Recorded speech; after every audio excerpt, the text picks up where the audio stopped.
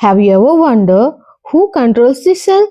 Yes, it's the nucleus. Hello everyone, welcome to Life Science with Amni. In today's class, we will discuss about the nucleus, which is the brain of the cell. Robert Brown discovered the nucleus in the year 1831. The nucleus is the membrane-bound cell organelle found in the eukaryotic cell. It acts like the brain of the cell. It stores genetic material DNA, which controls growth, metabolism, and reproduction.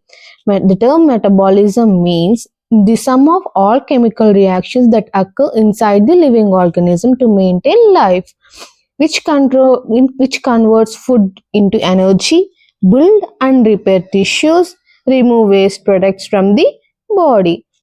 Now let's discuss about the structure of the nucleus. In structure of nucleus, there are different parts like nuclear envelope, nuclear pore, nucleoplasm, nucleoplasma, DNA, nucleolus.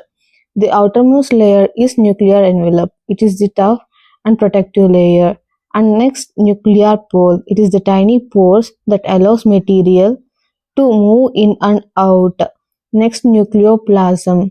It is a membrane which will help for penetration of particles from outside to inside of the environment. And nucleoplasm, it is the fluid of nucleus.